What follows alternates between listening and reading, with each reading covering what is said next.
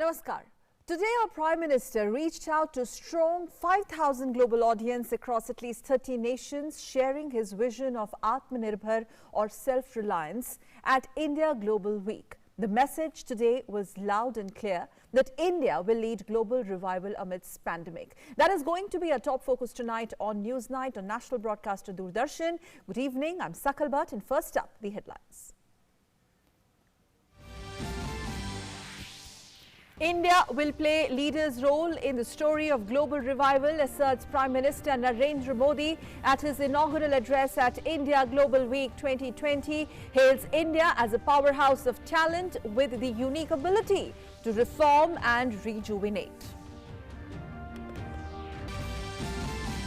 Prime Minister lays out the red carpet for global firms with the assurance India is reforming, performing and transforming.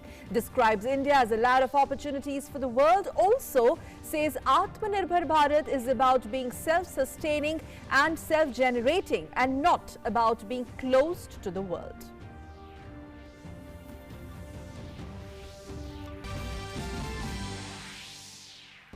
Disengagement between India and China completed in hot springs. Sources tell your channel DD News. Chinese army thinning out in Finger area.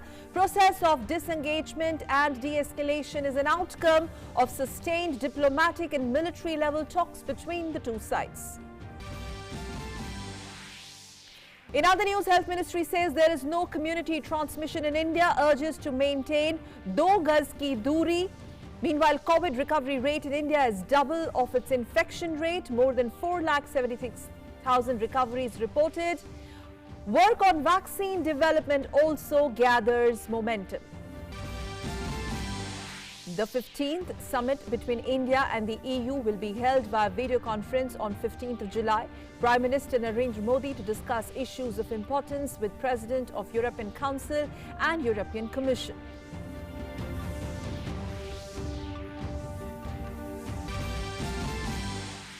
Big breakthrough for Uttar Pradesh police. Gangster Vikas Dubey arrested in Ujjain in Madhya Pradesh. UP police gets Vikas Dubey's custody. 2 aides of Dubey, Prabhat Mishra and Ranveer Shukla, also killed in overnight encounters.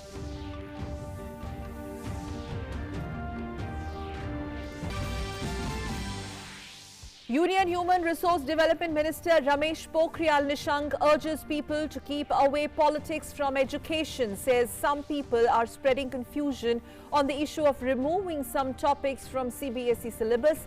Reduction in syllabus is only for this year for the welfare of students.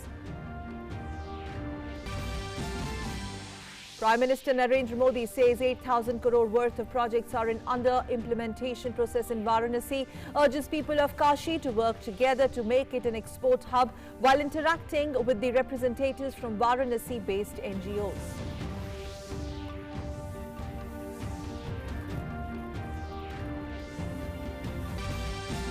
Prime Minister Modi will inaugurate Asia's largest 750 megawatt solar power project in Madhya Pradesh's Rewa district.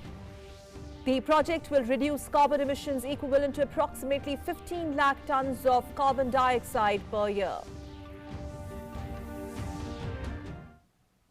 And now the top story and big news coming in related to the line of actual control between India and China. According to highly placed sources, DD News has learned that the withdrawal of Chinese troops at Gogra and Hot Springs has been completed. We give you more details of that.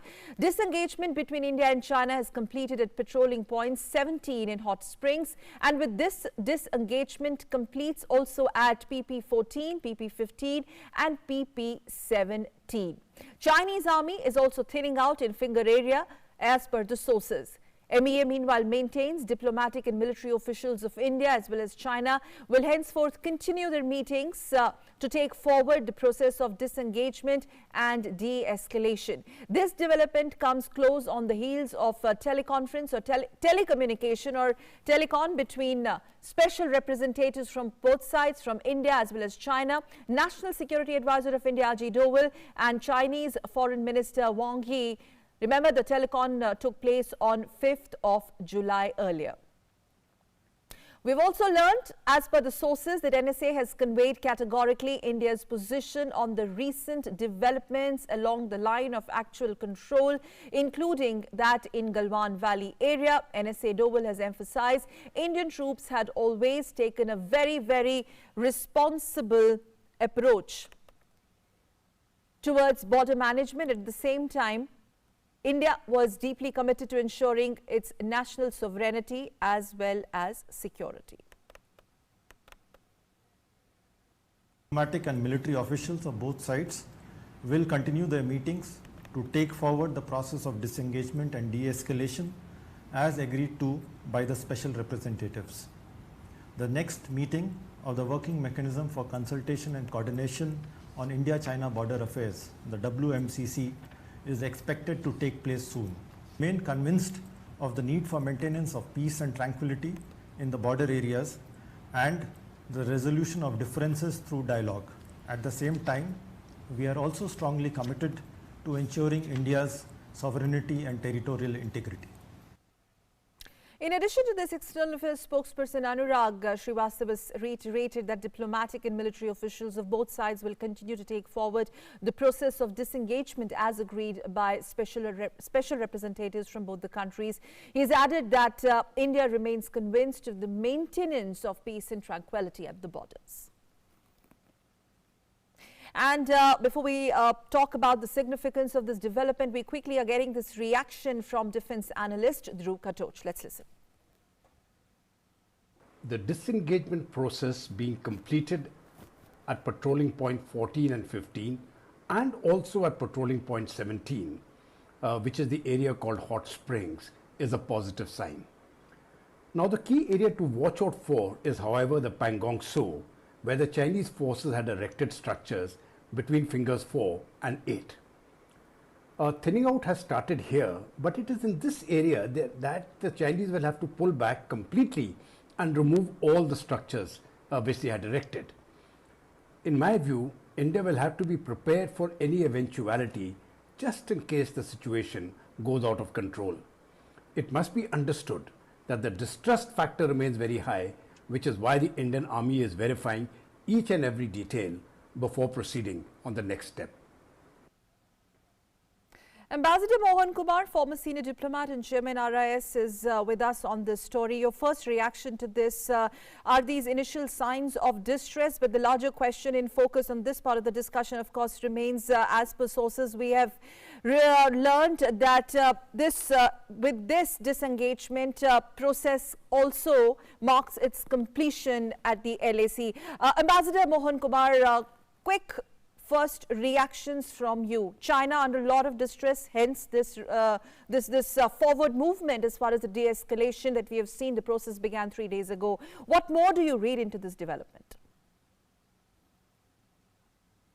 Up to China, so that's the first signal that salami slicing, which they have been doing for the last several years, is not on, and we are not just going to accept that. But I think the old principle that will be followed in all these negotiations is trust and verify.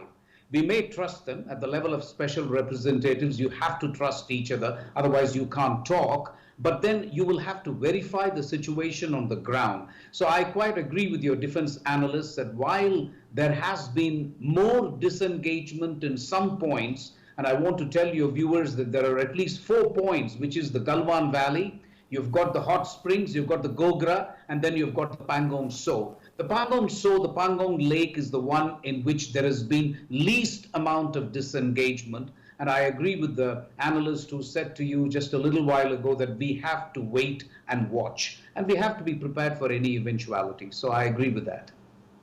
Okay, but what more do you read into it in terms of its far-reaching implications, the way we've seen sudden turn of events from the Chinese sides, the whole withdrawal, the withdrawal from Chinese side at the LAC, post that telecon that happened between our national security advisor and their foreign minister?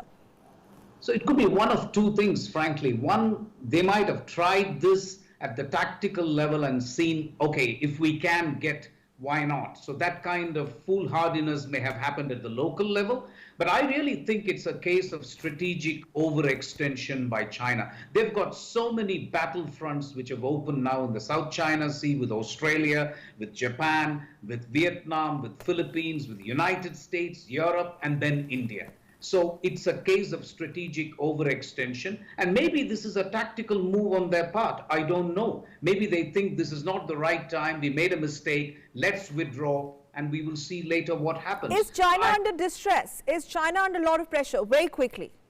I absolutely think China is under pressure because, as I said, they have opened way too many battlefronts. This is not the only battlefront they have. They have a battlefront in South China Sea with ASEAN and others. So I do believe they are under pressure, yes. All right. Well, that's quite a statement, sir. China under pressure. Well, that, of course, is seen as a big breakthrough for us as well. Thank you so much. We are going to come back to you in a bit on the other big story of the day. Let's now move on. And the other big story of the day is the story of global revival will have India playing a leading role, and that Indians are natural reformers. With these strong words, our Prime Minister addressed India Global Week 2020 today. Stressing on India's contribution to global development, Prime Minister Modi highlighted India's efforts towards self-reliance with global inclusiveness. But one of the biggest takeaways, of course, was Prime Minister Modi sharing his vision on Atmanirbhar, or self-reliance. Prime Minister, remember, minced no words when he said that Atmanirbhar does not mean close to the world, but Atmanirbhar means self-sustaining and self-generating. Hence, with that, Prime Minister sending out a very strong message across at least 30 Committee of Nations with strong global participation. India is a powerhouse of a talent. Indians are natural reformers. We are already seeing green shoots when it comes to economic recovery. Prime Minister Narendra Modi addressed the India Global Week 2020 via a video conference. The theme of the event is Be the Revival, India and a Better New World. Stressing on India's contribution to global development, the Prime Minister highlighted that Indians are natural reformers and highlighted India's efforts towards self-reliance with global inclusiveness.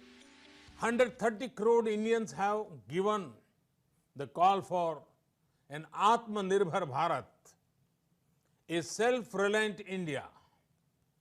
Atmanirbhar Bharat merges domestic production and consumption with global supply chains.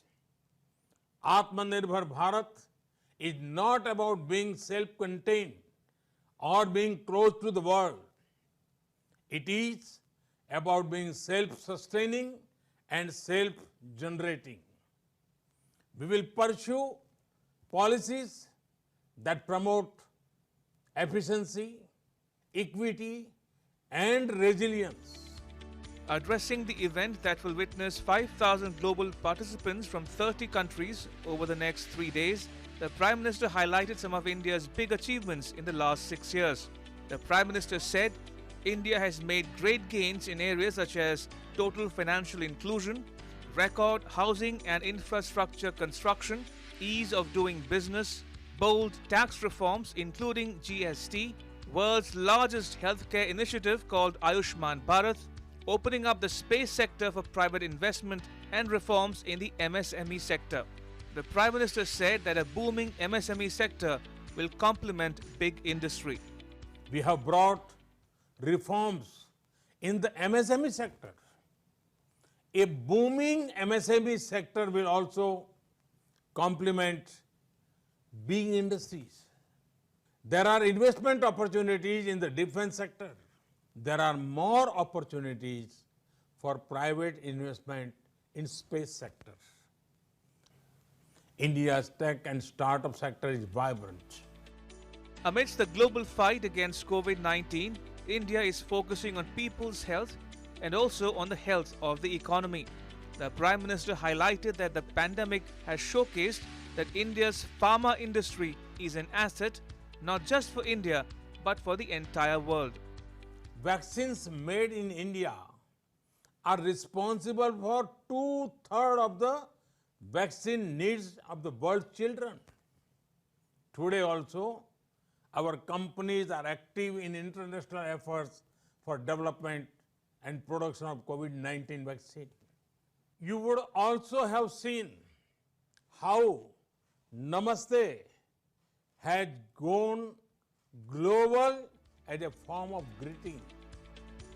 Addressing the event, the Prime Minister remembered Pandit Ravi Shankar. The PM said, the forum marks the 100th birth anniversary of Pandit Ravi Shankar, who took the beauty of Indian classical music to the world. During his address, the Prime Minister said that India is reforming, performing and transforming, and green shoots of economic recovery are visible. He emphasized that when India talks of revival, it is revival with care, compassion, which is sustainable both for environment and economy. And Indians have the spirit to achieve what is believed to be impossible. Newsnight Desk, DD News. Well, Ambassador Mohan Kumar, former senior diplomat and RIS chairman, is with us, and we're also joined by Shubhamoy Bhattacharjee, senior economic journalist, and we are going to talk about the larger import of Prime Minister's messaging today at India Global Week. India will lead global revival. Let me quickly, come to Ambassador Kumar. The larger optics of it when he starts with his sharing of vision of Atmanirbhar Bharat, to also stating that Namaste has gone global. I think there was nothing that Prime Minister did not really touch upon, from economics to the way we have dealt with pandemics and our forward revival plan that the whole world is looking at. So you're right. It was the perfect forum to convey the perfect message. And I think he's a master communicator anyway. But for me, I think the important clarification was in the import, as you say, of Atmanirbhar, because there was some misinterpretation of this expression when he used it a week ago. And a lot of segments of the press started saying, are we going back to the pre-1991 days of protectionism, of autarky, of economic autarky, and so on. So I'm absolutely delighted that the Prime Minister picked this forum to convey a clear message that we will not be closed to the world, we will be open. In fact, he went one step further to say that we will roll out the red carpet for foreign investors. And I think this was absolutely a message that had to be done, especially since some people chose to misinterpret what he mentioned when he talked about Atmanirbhar. So I'm really, really happy and pleased that the Prime Minister has clarified once for all that the reform process in India is going to be intensified, that we are going to transform the country by reforming, and that there is an important role for not just India in the world, and that is, he touched upon the vaccines and how we can be the pharmacy of the world. Equally, he also said there is an important role for the foreign investors in the development of India. So it was a brilliant message all in all, and it was a perfect message for the perfect forum, I thought. And wheeled message for some countries. Shubhamoy, over to you. Well, he talked about rolling out red carpet. Ambassador Kumar talks about the ease of doing business thing that Prime Minister elaborated upon, and you know, the whole thing about how India looks at Atmanirbharta doesn't mean that we are close to the world. We are pretty much open, and we have arrived on economic front amid pandemic. Certainly, you know, basically what the entire issue is that the COVID pandemic has sort of reset the contours of investment globally. And coming out of it, it will be changing so drastically that this is the time now to make the presence felt. For instance, we all know the way countries are looking at the one country dominance in manufacturing that China was. It definitely will be not that way. But coming out of that, who are going to be the winners? Who are going to be able to take on that position? There's a lot that India has already done in the past few months in terms of setting the reform agenda. You know, lots of stuff that we had been saying earlier has actually been made operational by the government. So it was the right time now to start pushing at the foreign investment that how well India is placed to be able to take advantage of the post-COVID pandemic investment structures across the world.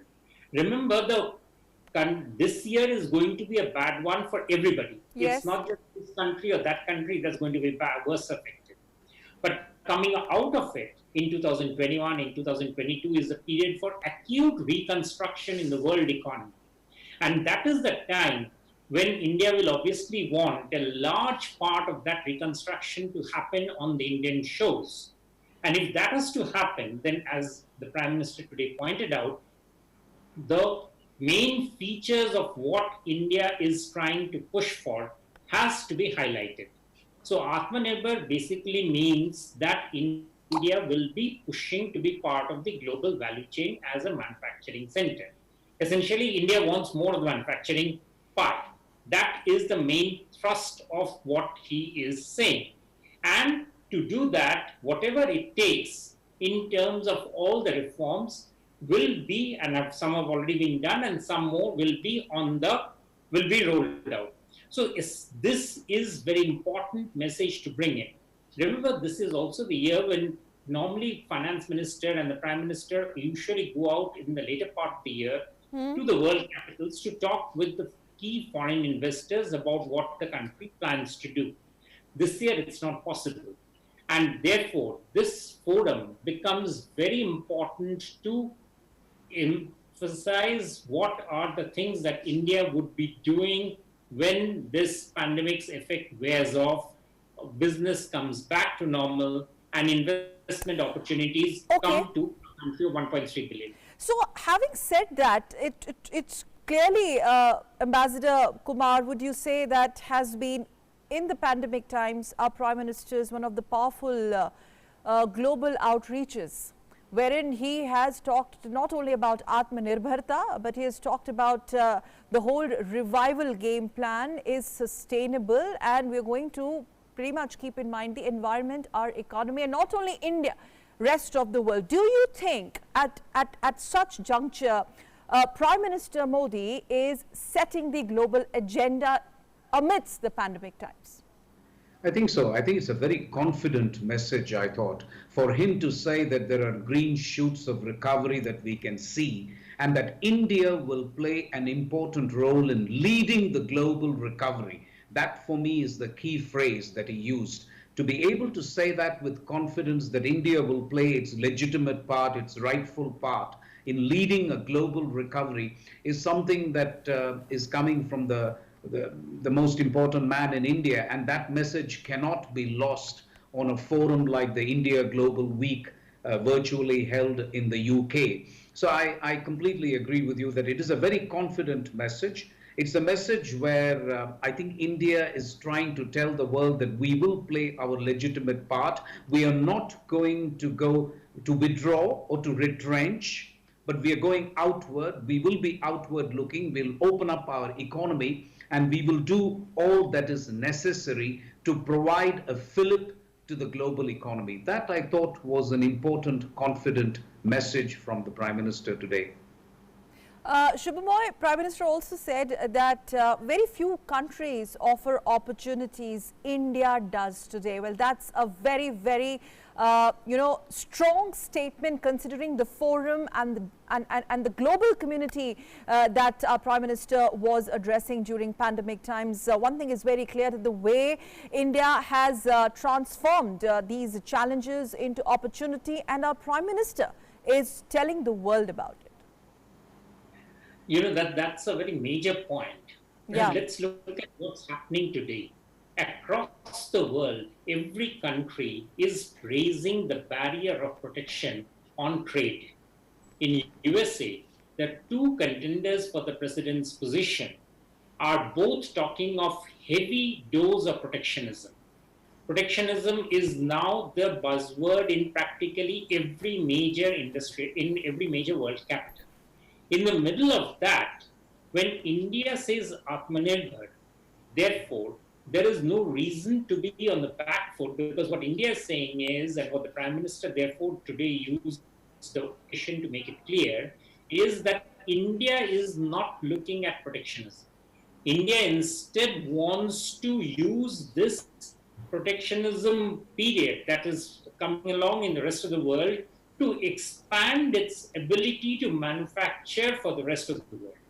And that is a very significant statement, because it essentially means that compared to other countries which have, like for instance, our neighbor China, which has got a problem in terms of lots of issues, India will be very, very accommodative in allowing diverse types of investments to come in, allow the rule of law, and allow for a wider play of global manufacturing capital to establish base to be able to serve the needs of the world.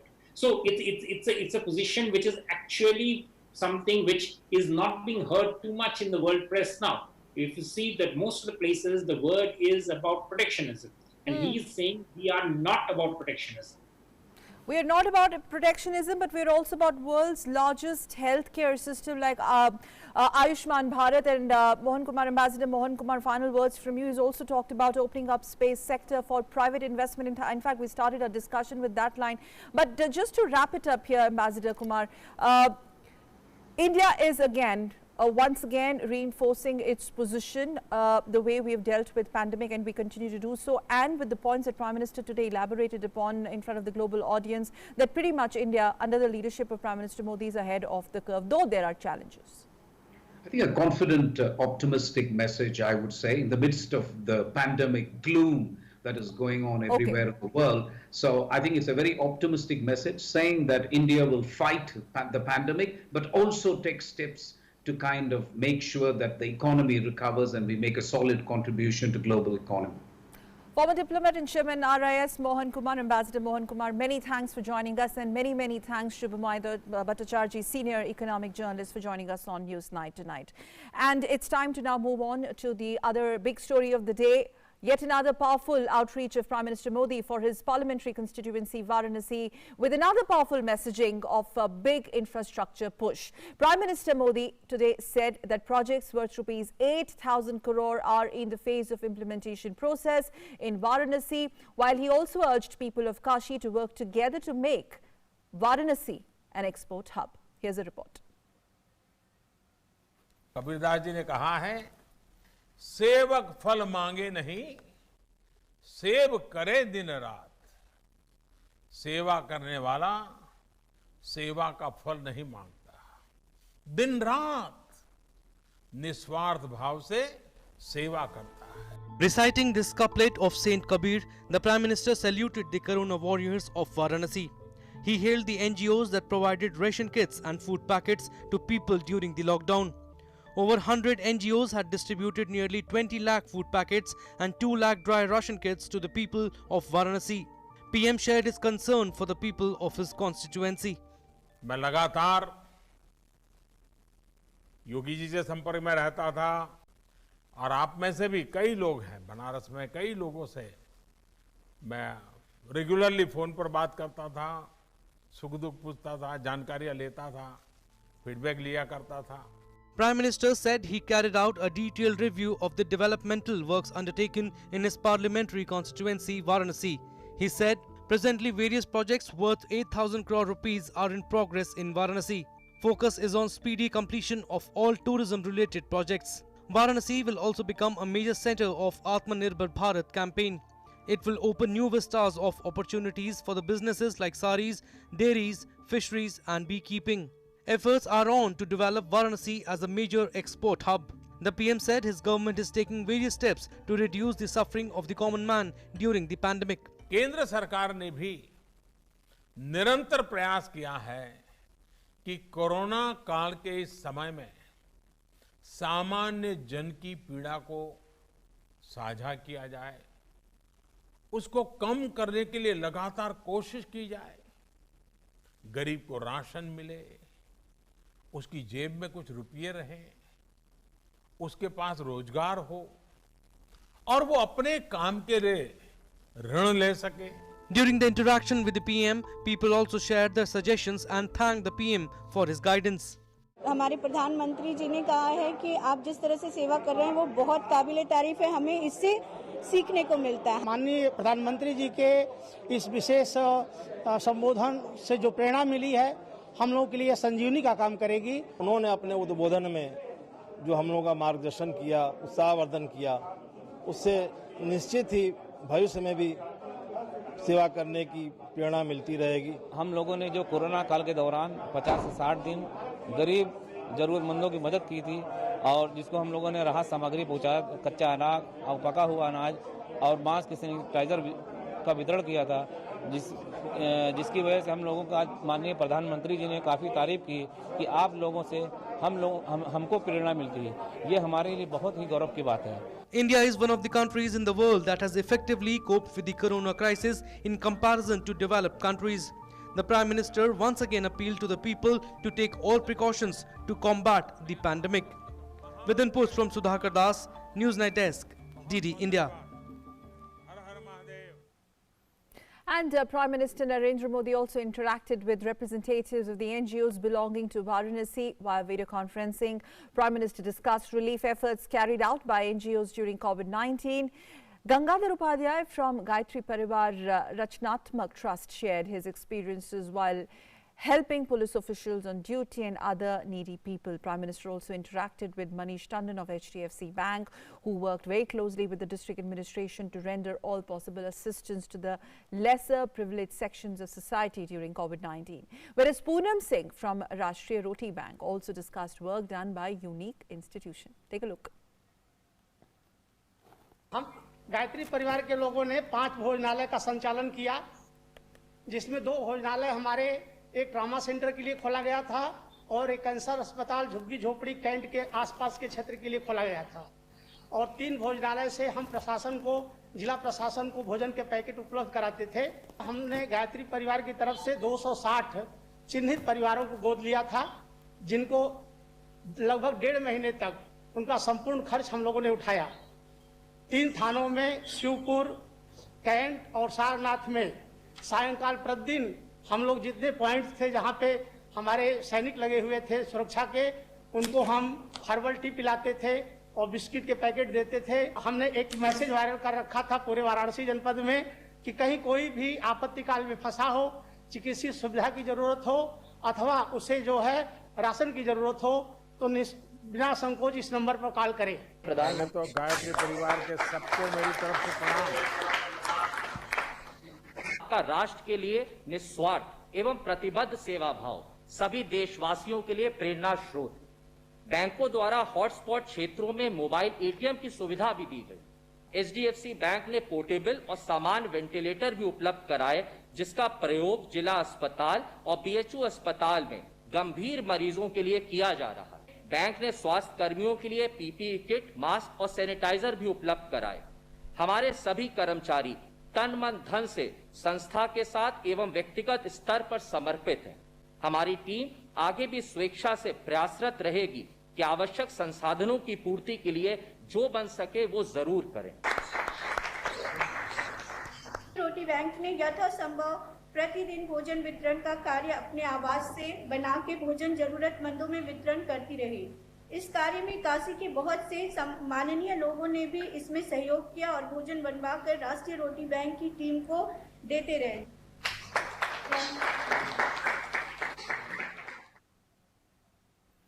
Well, after a week-long game of hide-and-seek, dreaded criminal in history cheater Vikas Dubey was finally apprehended by Ujjain police. Vikas Dubey is wanted in more than 30 cases of kidnapping, extortion, murder and smuggling in UP. In the last 1 week, UP police neutralized his 5 dreaded associates as well. Here's a report.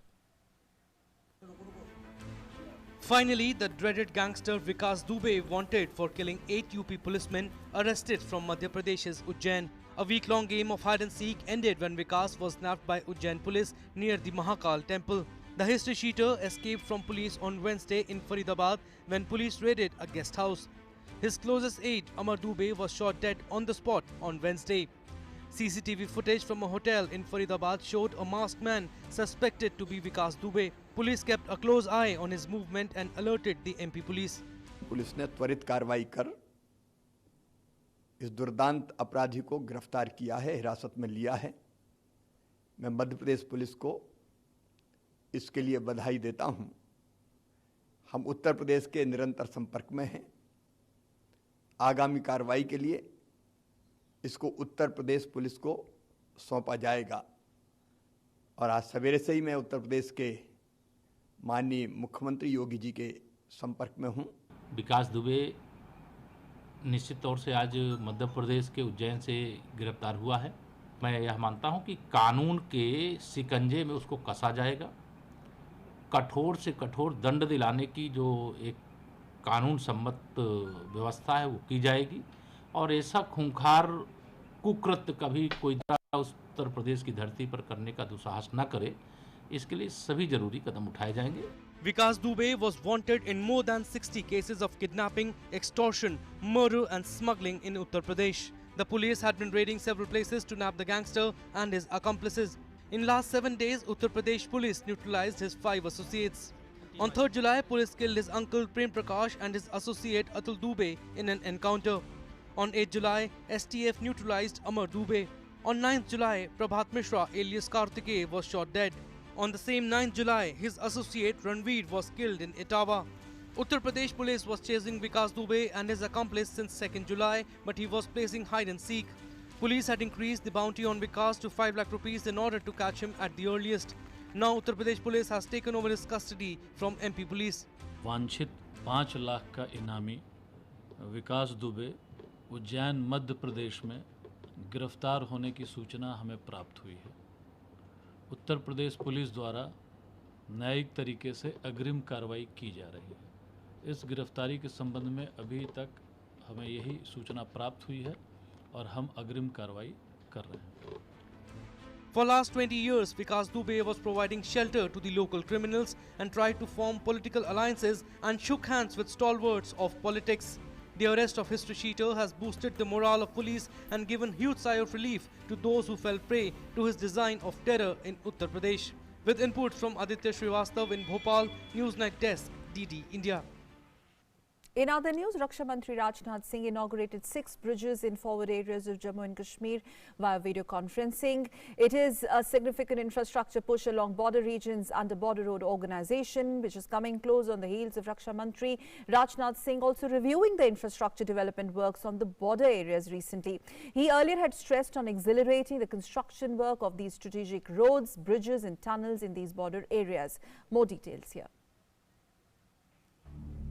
Raksha Mantri Rajnath Singh has inaugurated 6 bridges in the border areas of Jammu and Kashmir on Thursday through video conferencing. He dedicated the bridges in the presence of Chief of Army Staff, Defence Secretary and Director General of Border Roads Organisation.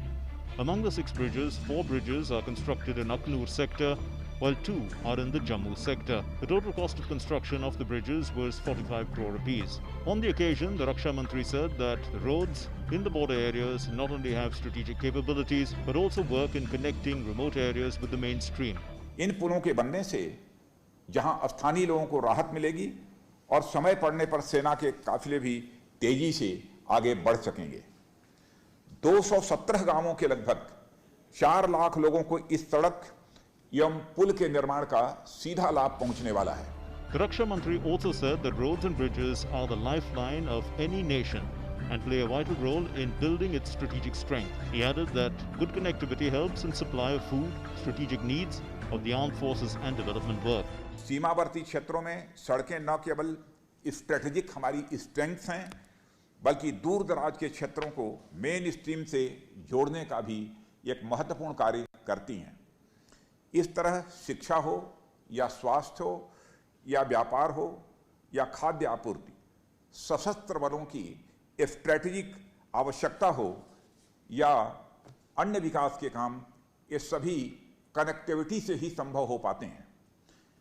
और मैं यह मानता हूं कि सुदूर क्षेत्रों के विकास में ही देश का विकास भी ये छिपा हुआ है। It is noteworthy that the BRO has constructed permanent bridges of about 5,800 meters, along with cutting of roads of about 2,200 kilometers and surfacing of roads of nearly about 4,200 kilometers. And it will affect almost about 7 lakh people in about 230 odd villages and towns in this area. And in spite of difficulties, cross-border firings and other places being close to the LC, we completed these bridges, and it will affect their in terms of reduced time, in terms of reduced carbon footprints, the fuel consumptions. All these will add to the socio-economic development of the region.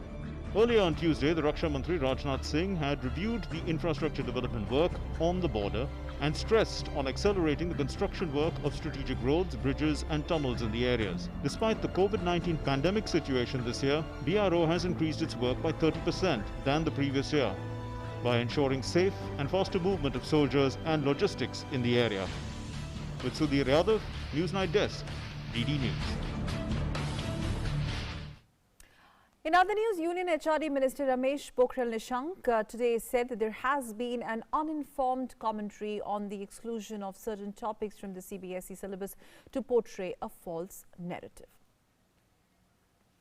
Covid की महामारी को देखते हुए कुछ समय पहले अभिभावकों और शिक्षाविदों सहित तमाम लोग इस बात की मांग कर रहे थे कि इस समय सीबीएसई के पाठ्यक्रम को कुछ कम करना चाहिए ताकि छात्र ज़्यादा तनाव में न रहें। सीबीएसई ने ये निर्णय लिया कि ऐसी परिस्थिति में छात्रों के मानसिक तनाव को कम करने के लिए 30% तक इस समय उस पाठ्यक्रम को कम किया जाए। और मैं समझता हूं कि इसका जहां पूरे देश में स्वागत हो रहा है, वहां कुछ लोग, चंद लोग केवल बिना किसी जानकारी के झूठ और सनसनी फैलाने की दृष्टि से ऐसे ट्वीट कर रहे हैं। मेरा उनसे बहुत विनम्र अनुरोध है, आग्रह है कि प्लीज आप शिक्षा में कम से कम राजनीति न करें, शिक्षा को छोड़ दें। And Prime Minister Narendra Modi will be dedicating to the nation the 750 megawatt solar project set up at Rewa in Madhya Pradesh on Friday. This project will reduce carbon emission equivalent to approximately 15 lakh ton of carbon dioxide per year. The project exemplifies India's commitment to attain the target of 175 GW of installed renewable energy capacity by 2022. It comprises of 3 solar generating units of 250 megawatt, each located on a 500-hectare plot of land. And with that, let's also take a look at some more news coming in from across the country. The role of the two Lashkar-e-Taiba terrorists have come to surface in the murder of BJP leader Sheikh Wasim Bari, his father Sheikh Bashir Ahmed and brother Sheikh Umar on Wednesday evening in North Kashmir Bandipora district. IGP Kashmir Vijay Kumar says CCTV footage shows that it was a pre-planned attack. He added that those responsible for the attack have been identified. One of them is Pakistani terrorist and the other is a local resident whose name is Abid. BJP workers staged protest in Jammu against the killings of a party leader, his father and brother by terrorists. The BJP Yuva Morcha workers protested outside the Jammu Press Club. Expressing their anger, these workers also burnt the effigy of Pakistan. In Assam, the Indian Army neutralized an improvised explosive device that was planted on the National Highway 38 at Lekhapani in Tinsukia district. Met Department has predicted heavy rain in Uttarakhand and western Uttar Pradesh on 11th and 12th July. In Bihar, there may be heavy rain on 10th and 11th July. Besides, heavy rainfall is likely in Sikkim, Assam and Meghalaya. In Jammu and Kashmir, the water level of the Chenab River has increased due to rising temperature. The river is flowing above danger mark. The District Development Commissioner of Doda said that the water level of the river has increased over 15 feet since last week. An earthquake of magnitude 4.3 on the Richter scale struck 23 kilometers southwest of Champai, Mizoram at 2:28 p.m. on Thursday. No loss of life or property has been reported. Centre on Thursday defended in the Supreme Court the creation of PM Cares Fund for voluntary donations. In an affidavit, Centre told the Supreme Court that the existence of the National Disaster Response Fund does not stop authorities from creating another fund like the PM Cares for voluntary donations. The centre said that the demand to transfer the entire amount to NDRF is not worth hearing and asked the court to dismiss the PIL. Enforcement Directorate attached assets worth rupees 2,400 crore of Yes Bank founder Rana Kapoor, DHFL's insolvent promoters Kapil and Dheeraj Wadhwan in the Yes Bank money laundering case. This includes the property worth 1,000 crores of Rana Kapoor and 1,400 crores of Wadhwan brothers. 82 Pakistani citizens stranded due to COVID-19 lockdown in India returned to their country via the Atari-Wagah border on Thursday. Lockdown was imposed in India on 25th March. Protocol officer of Punjab Police said that all the 82 Pakistani nationals have reached Pakistan. And now let's take a quick look at some of the important announcements or statements coming in from Health Ministry today. In fact, Health Ministry has said that no community transmission has been found in India so far. Remember, it was a very important press conference today. Health Ministry also maintains that few geographical areas have these clusters as India continues to, take the fight to beat pandemic 19. It also maintains that we can trace and track the spread of virus within 72 hours. A big statement coming in from Health Ministry. Also, ICMR has also maintained that over 2.6 lakh samples have been tested per day on an average, and that's a very good number. As far as plasma clinics are concerned, plasma clinical trial is also being conducted on 452 patients as of now. Statement coming in from Health Ministry. Also, this is seen as a big push to Atmanirbhar Bharat. Today, the ministry maintained the 2 vaccine development candidates are entirely indigenous. Both vaccines have also completed animal toxicity phase 1 as well as phase 2. And the ministry also maintained that the vaccine trials are also going to begin soon. The trials will start soon. Meanwhile, taking the story forward, in other story also, Home Ministry has said that the situation in Delhi has improved in last few weeks with the improvement in the recovery rate. That's again a very good statement coming in from the Ministry of Health. Let's listen. Delhi में rapid antigen पद्धति का बड़े स्तर पर उपयोग किया जा रहा है। टेस्टिंग की भी क्षमता को बढ़ा दिया गया है। 8 जुलाई तक 6,79,831 टेस्ट कर दिए गए हैं, यानी 10 लाख की आबादी पर 35,780 टेस्ट। अब प्रतिदिन लगभग 20,000 से अधिक टेस्ट किए जा रहे हैं। टेस्टिंग क्षमता में वृद्धि होने पर भी एक्टिव केसेस पर नियंत्रण है। 9 जुलाई को दिल्ली में लगभग 23,452 एक्टिव केसेस हैं। रिकवरी रेट 72% से अधिक है। डबलिंग रेट बढ़कर 29.7 डेज यानी कि लगभग 30 दिन हो गई है। The Indian Council for Medical Research, or ICMR, has maintained that it has recommended the use of rapid antigen point-of-care tests in containment zones in various states as well as in hospitals to contain COVID-19 spread.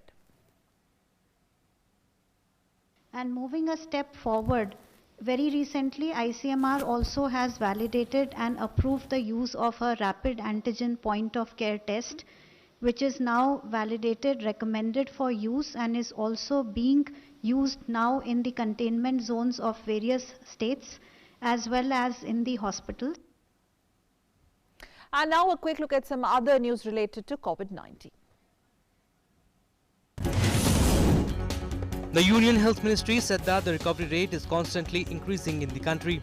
The recovery rate of patients suffering from COVID-19 has surpassed 62%. The Health Ministry said that the gap between recovered coronavirus patients and active cases is increasing. Government also said that there is no stage of community transmission in India so far. The Union Health Minister Dr. Harshvardhan chaired the high-level group of ministers on COVID-19 to review, monitor and evaluate the situation in the country and discussed about the future strategies to prevent the infection. Dr. Harshvardhan said that the government aims at reducing mortality rate of COVID-19 patients by identifying and providing them treatment with the support of states and union territories. The Delhi High Court has directed Delhi University to file an affidavit detailing the schedule of the final year undergraduate exams which have been postponed from July 10th to beyond August 15th.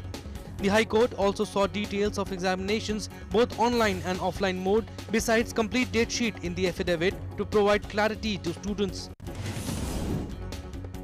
The University Grants Commission has issued guidelines for conducting the final year examinations by September 30th. The letter issued by UGC has stated that the universities and colleges across the country will have to hold their final year or final semester examinations by September 30th, and it has released SOP to conduct the exams with measures in view of the COVID-19 situation. Amid spike in COVID-19 cases in Karnataka, Chief Minister B.S. Yediyurappa held a review meeting for effective management of the pandemic. The Chief Minister has decided to appoint ministers as in charge for each zone in the capital city, Bengaluru. The in-charge officers will work on coronavirus management in that particular area. The Assam government has decided to impose a total lockdown in Golaghat town of Assam for 8 days from Thursday evening to curb the spread of coronavirus. The restrictions in the Golaghat municipal area will be in place from 7 p.m. on Thursday till 7 p.m. of July 17th. Movement of all the vehicles, opening of markets and shops dealing with non-essential activities will not be allowed during the period. Puducherry Lieutenant Governor Kiran Bedi has tested negative for coronavirus a day after an employee of the Raj Niwas was found to be infected with the virus. The Raj Niwas and the office of the Lieutenant Governor was shut for 48 hours for sanitization work. Well, Karnataka has ramped up the medical infrastructure in the state to handle the spike in positive cases reported in the recent days. A massive COVID care centre with a bed capacity of around 10,100 has been set up at the Bangalore International Exhibition Centre in the Bangalore. Now, it is said to be the largest COVID care centre in Asia. The government has created these COVID care facilities to ease the pressure on the COVID-19 hospitals, which are almost full in all the hospitals across the city. So these COVID care centers will take out the pressure on these hospitals, and asymptomatic patients will be treated in these COVID care centers. Now we can see the beds arranged here as per the medical health protocol, a distance of 1 meter between the two beds. Therefore, this hall could accommodate more beds. Now each unit, each ward has about 40 to 50 beds here at this Bangalore International Exhibition Centre. So this mega COVID care facility will see over 10,000 asymptomatic patients in the coming weeks. Karnataka government will also convert over 100 ICUs in this centre, and there will be facility for oxygen systems which will be set up in separate ICU units at this centre. So government is making all efforts and also giving a humanitarian touch to treat this coronavirus, and also taking into confidence the doctors, the nurses and all the medical staff to see to that they work along with the government on a war footing. With cameraman Ashok, Aisha Khanam, DD India, Bangalore. Well, the 15th summit between India and the EU will be held by video conferencing on 15th of July. Prime Minister Narendra Modi will be discussing issues of importance with the President of European Council, Charles Michel, and European Commission President Ursula von der Leyen.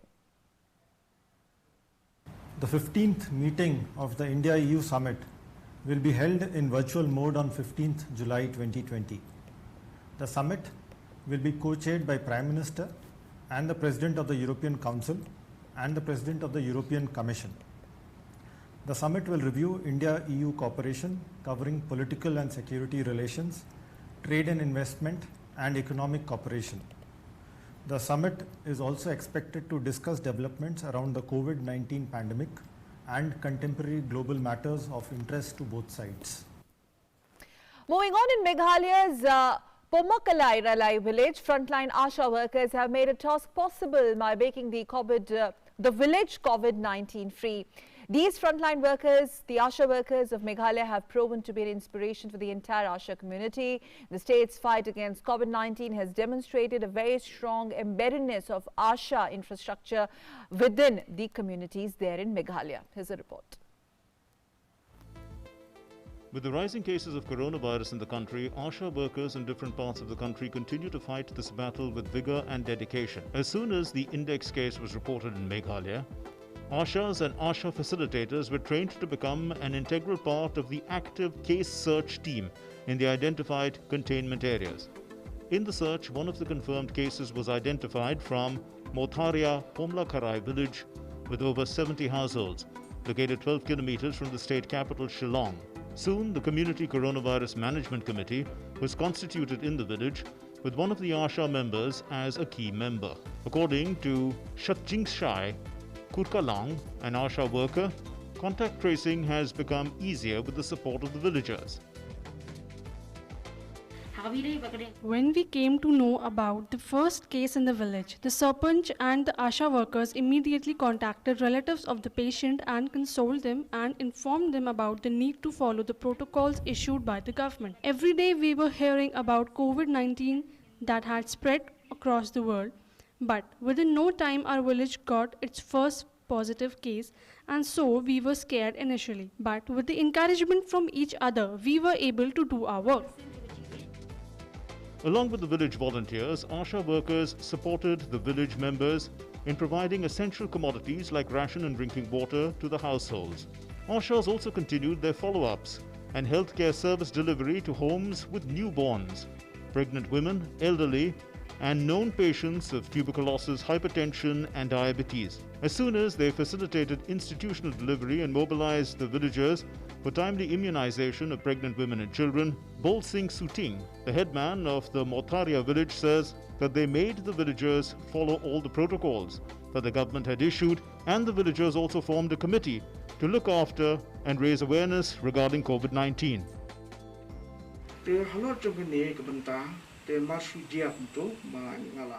With regards to COVID-19, we have seen that this disease had spread very fast. When we came to know about this family who tested positive, we visited them and talked to them. When the whole family was in quarantine, the village provided every essential commodity. We made the villagers follow all the protocols that the government had issued and raised awareness regarding COVID-19 for the betterment of all.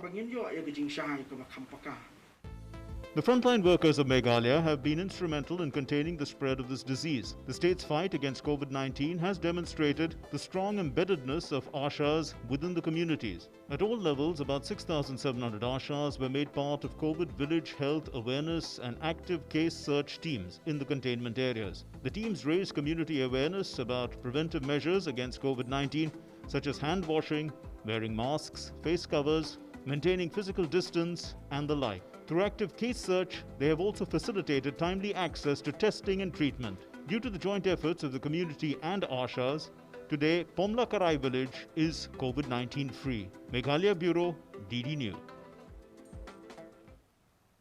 Well, the Asha health workers, they're clearly the backbone of Meghalaya's fight to beat pandemic COVID-19. And with that, it's time to wrap up this broadcast of News Night on DD News. Thanks for tuning in. Namaskar.